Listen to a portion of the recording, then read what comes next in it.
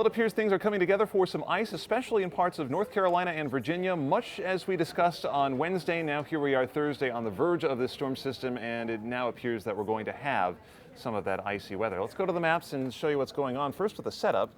You see the cold air over the northeast, and we had some all-time March record lows in parts of upstate New York on Thursday morning, so this air is very well refrigerated. We still expect the low pressure system to develop over the eastern Gulf of Mexico, cross over Florida, and into the Atlantic near the Carolina coast Thursday night into Friday morning, throwing a lot of moisture up into that cold air, and where the two coincide, we'll have a zone of icy precipitation, mainly in the form of freezing rain, but also some sleet thrown in and maybe a few snowflakes too. But this is mainly going to be icy precipitation more so than snow in the areas you see shaded in the pink.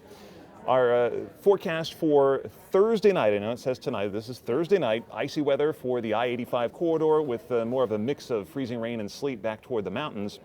And that general pattern holds true into Friday, especially in the morning hours, with a warm-up during the daytime hours. It looks like the epicenter of this is going to be the Piedmont Triad around Greensboro, High Point, Winston-Salem, North Carolina. Those areas could see over a quarter of an inch of ice. That's when you start to think about tree limbs snapping, power lines being weighted down by the ice. In the surrounding area, lighter ice amounts mean mainly concerns for the roads, especially those bridges and overpasses.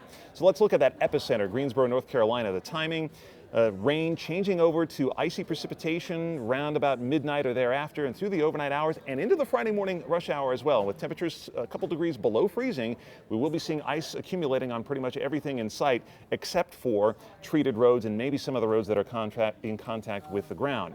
The timing, icy conditions developing overnight, enough potentially for some power outages, and then as we head into the day on Friday here, the freezing rain makes for a mess of a morning commute, but it changes back over to rain as temperatures warm up in the afternoon. So a relatively short-lived winter storm, but nevertheless, if you're in the areas that were shaded in the pink on the map, you need to be prepared for the potential of some very tricky weather on Friday morning. I'm Nick Wiltgen, the Weather Channel.